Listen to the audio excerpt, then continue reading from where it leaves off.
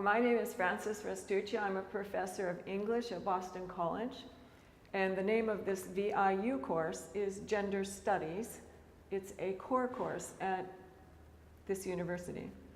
This course will give students a rich overview of gender studies from the beginning to the present moment, since it covers early women theorists of gender at the start of the 20th century, such as Virginia Woolf, who wrote the famous A Room of One's Own, and Simone de Beauvoir, who is well known for her study, The Second Sex. We will read excerpts from both of these classic works. The course is comprised mainly of essays by major gender theorists until the very end, when we will read a novel called The Girls of Riyadh by an author from Saudi Arabia.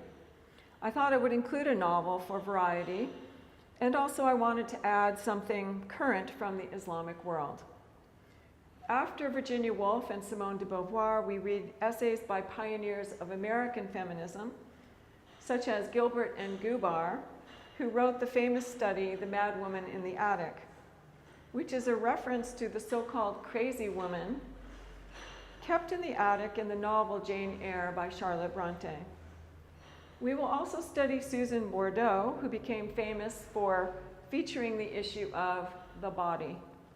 And then we will take up segments from the most famous gender theorist, from the work of the most famous gender theorist in the United States, if not the most famous gender theorist of all time, Judith Butler, whose first book, Gender Trouble, challenged the view that there's a difference between biological sex and the cultural category of gender.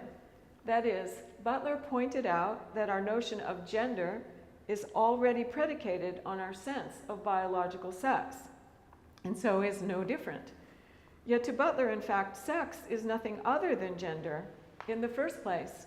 And so she reads sexual categories as produced by culture, and therefore shows that they are not biologically based, but cultural constructions. And this gets us into the binarism of essentialism versus constructivism. Essentialism being what Butler adamantly opposes, and constructivism being what she adamantly supports. Having established this foundation in American gender studies, we move on to contemporary French feminisms with an emphasis on Hélène Cixous's famous essay, The Laugh of the Medusa, as well as on Julia Kristeva, whose early piece, Women's Time, will be read along with her newest work on St. Teresa of Avila. Kristeva's written a 700 to 800 page book on St. Teresa. It's about to be published in translation into English by Columbia. I have about 100 pages of it, and we'll be reading that in the course.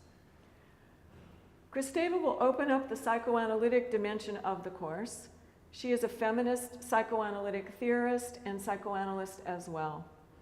We will continue our psychoanalytic focus with Britain's feminist film theorist, Laura Mulvey, who underscored the notion of the male gaze.